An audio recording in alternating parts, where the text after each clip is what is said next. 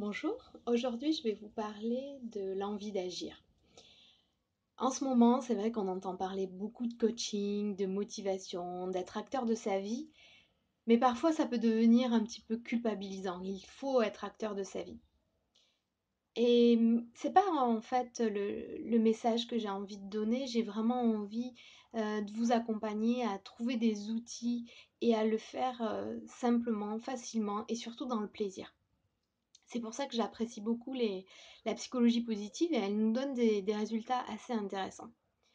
Pour devenir acteur de sa vie, mettre en place des changements ou atteindre ses objectifs, il faut, la première base, c'est avoir de l'espoir. Avoir l'espoir que la situation puisse changer, puisse s'améliorer, qu'on puisse réussir dans nos objectifs. Donc finalement, développer un certain optimisme.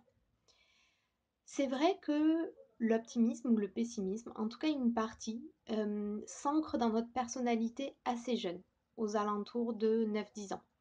Mais on peut toujours développer cet optimisme et cet espoir. Alors comment faire? Notamment regarder sur le passé ce que nous avons réussi, ce dont nous sommes fiers, et puis commencer à le regarder au quotidien. Finalement, dans cette situation, j'ai réagi mieux que d'autres fois. Donc c'est pas, j'aurais peut-être pas réagi exactement comme je voulais, mais j'ai réagi mieux. J'ai progressé. Regardez les progrès.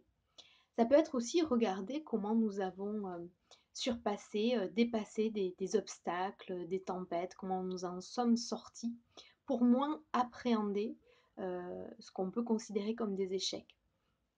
Là aussi, j'ai un regard très différent sur les échecs. Pour moi, les erreurs, c'est vraiment un retour d'information. C'est-à-dire que ça me dit, comme ça ne fonctionne pas. Donc c'est une information qui me permet de réajuster le cap. Essayer de modifier finalement son regard sur la vie. Et modifier son regard sur la vie, clairement, c'est de quoi je m'entoure et de qui je m'entoure. Alors pour développer, si je veux développer mon optimisme et mon espoir, je peux m'entourer de personnes qui ont ça dans leur personnalité plus naturellement et qui vont m'aider à voir la vie de notre angle, à voir le verre un peu plus à moitié plein qu'à moitié vide. Mais il y a aussi un autre aspect dans cette envie d'agir, c'est agir sur ce qui nous fait plaisir. Se faire plaisir dans le changement, c'est hyper important. Je trouve que finalement, on est dans une société où on valorise tout ce qui est fait avec effort. Si tu l'as fait avec effort alors que c'était difficile, c'est beaucoup plus louable que si tu l'as fait dans le plaisir. Ça semble trop facile. Tout processus de changement est extrêmement complexe, donc il faut se faciliter la tâche. Commencez par faire dans ce qui vous fait plaisir.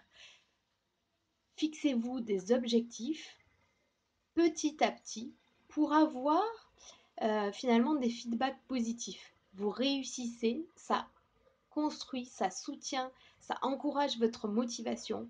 Vous fixez des objectifs un peu plus importants. Et pourquoi ne pas commencer dans des domaines qui vous font complètement plaisir? Donc, très rapidement, quelques pistes pour faire renaître cette envie d'agir, faire renaître cette flamme, ce moteur pour mettre en place des choses qui vous font du bien dans votre vie. À très vite.